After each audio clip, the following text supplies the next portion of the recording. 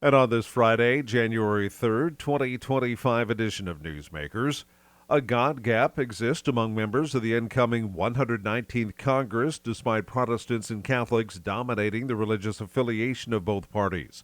The Christian Post report CQ Roll Call published an analysis on Monday of the religious affiliation of the 119th Congress, which was elected last November and begins its sessions today. Roll Call found that while 98% of Republican members identified as Christian, only 75% of Democrats or members who caucus with Democrats identified as Christian. 5 Republican members did not identify as Christians, while 66 Democrats did not.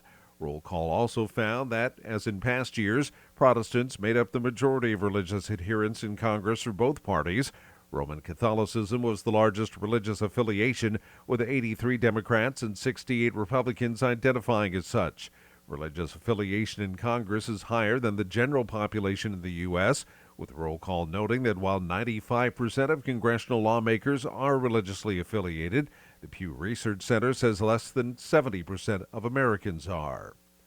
There's a battle brewing between Southern Methodist University and the United Methodist Church. The Dallas-based university wants more authority over its school. Court papers show that oral arguments before the Texas State Supreme Court are set for January 15th.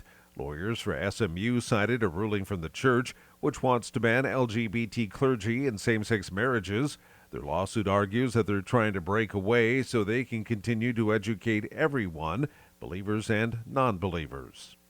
Apple is settling a lawsuit related to accusations that Siri eavesdrops on users. The tech giant will pay $95 million to settle the class action suit.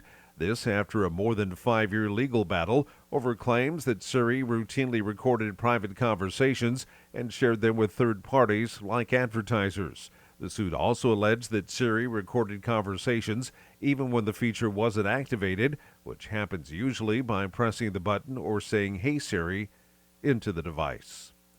Bishop T.D. Jakes is back behind the pulpit of the Potter's House. In late November, the 67-year-old Jakes suffered a medical episode while preaching at the Dallas megachurch. His congregation gave him a standing ovation when he returned to the stage for the New Year's Eve worship service. Jakes told his flock he nearly died while undergoing emergency surgery. He thanked the medical staff and thanked the congregation for their prayers. Jakes founded the non-denominational church in 1996, which currently has more than 30,000 members. And that's Newsmakers for this Friday, January 3rd, 2025 edition. I'm Keith Black.